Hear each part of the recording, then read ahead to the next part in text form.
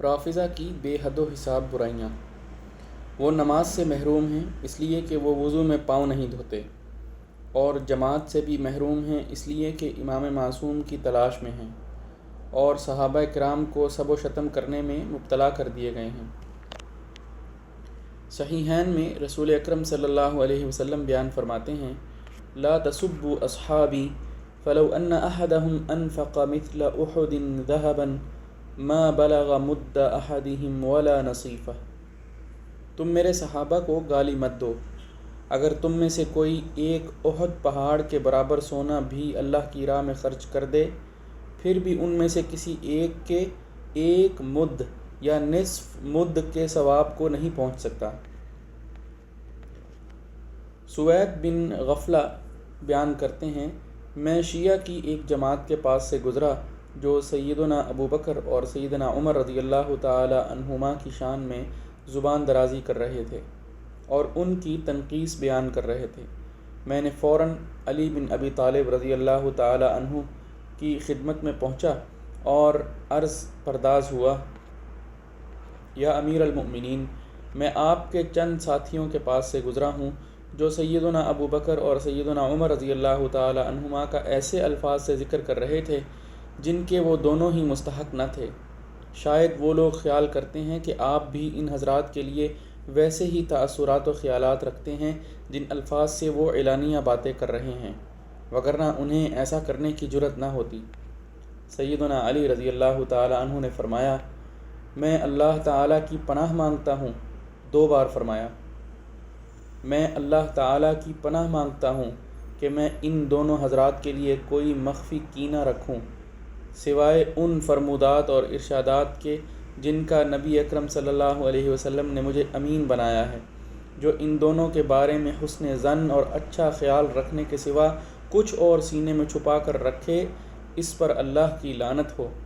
وہ دونوں ہی رسول اللہ صلی اللہ علیہ وسلم کے بھائی تھے، دونوں ہی آپ کے ساتھی تھے، دونوں ہی آپ کے وزیر تھے۔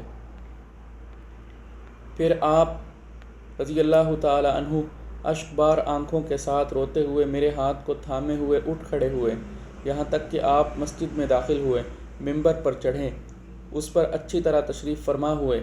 آپ اپنی داڑھی کو مٹھی میں لیے ہوئے تھے اور اس کی طرف دیکھتے جا رہے تھے جبکہ وہ سفید ہو چکی تھی۔ جب لوگ اکٹھے ہو گئے تو آپ کھڑے ہوئے اور انتہائی مختصر لیکن بلیغ خطبہ پڑھا، پھر یوں گویا ہوئے: ان لوگوں کا کیا حال ہے جو قریش کے دونوں سرداروں اور مسلمانوں کے دونوں باپوں کا ایسے الفاظ سے ذکر کرتے ہیں جن سے میں انہیں پاک اور منزہ سمجھتا ہوں، اور ان کی کہی ہوئی باتوں سے میں بری ذمہ اور بیزار ہوں، بلکہ میں تو ایسی باتیں کرنے والوں کو سزا دوں گا۔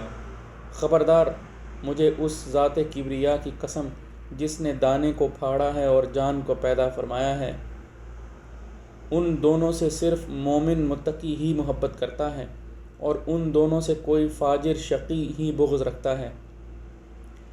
ان دونوں نے صدق و وفا کے پیمانوں پر رسول اللہ صلی اللہ علیہ وسلم کی محبت اختیار کی۔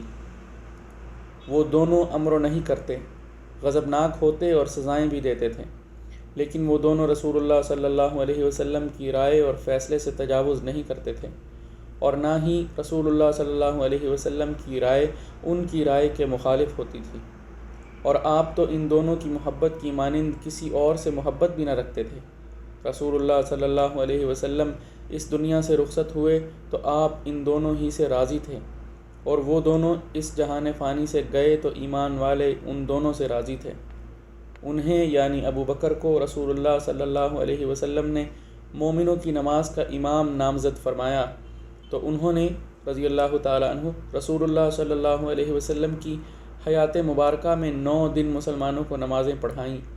پھر جب اللہ تعالیٰ نے اپنے نبی صلی اللہ علیہ وسلم کی روح کو قبض فرما لیا اور آپ کے لیے ان چیزوں اور انعامات و اکرامات کو پسند فرمایا جو ان کے پاس تھیں، تب مومنوں نے انہیں ہی اپنا والی اور خلیفہ بنا لیا، مال زکوٰۃ انہی کے حوالے کیا، پھر سبھی نے اطاعت شعار بنتے ہوئے بلا اکراہ آپ کی بیعت کر لی، اور میں بنی عبد المطلب میں سے پہلا فرد تھا جس نے اس نیک عمل کی بنیاد رکھی تھی۔ حالانکہ وہ ابو بکر رضی اللہ تعالی عنہ اسے یعنی خلیفہ بننے کو ناپسند خیال کر رہے تھے۔ وہ تو یہ پسند کرتے تھے کہ ہم میں سے کوئی ایک اس منصب کے لیے اسے کفایت کر جائے، حالانکہ وہ اللہ کی قسم باقی لوگوں میں سب سے بہترین اور سب سے زیادہ رحیم تھے، سب سے بڑھ کر مہربان، نرم دل اور متقی تھے، از روئے اسلام اور بلحاظ عمر سب سے بڑے تھے۔ وہ سیرت رسول صلی اللہ علیہ وسلم پر چلتے رہے، حتیٰ کہ اسی پر گامزن رہتے ہوئے جہان لافانی کو سدھار گئے۔ اللہ آپ پر رحم فرمائے۔ پھر اس کے بعد سیدنا عمر رضی اللہ تعالی عنہ خلیفہ بنے، اور میں بھی ان لوگوں میں سے تھا جو آپ کی خدمت سے راضی اور خوش تھے۔ انہوں نے اس کو رسول اللہ صلی اللہ علیہ وسلم اور آپ کے ساتھی کے منہج پر قائم رکھا۔ آپ ان دونوں کے نقش قدم کی پیروی ہی کرتے رہے، جس طرح کہ اونٹنی کا بچہ اپنی ماں کے نقش پا کی پیروی کرتا ہے۔ آپ اللہ کی قسم کمزوروں کے ساتھ انتہائی رحم دل اور ان کے لیے مہربان تھے۔ آپ ظالموں کے مقابلے میں مظلوموں کے حامی و ناصر تھے۔ آپ کو اللہ تعالیٰ کے معاملے میں کسی ملامت کرنے والے کی ملامت کا کوئی اندیشہ اور خطرہ نہیں ہوتا تھا۔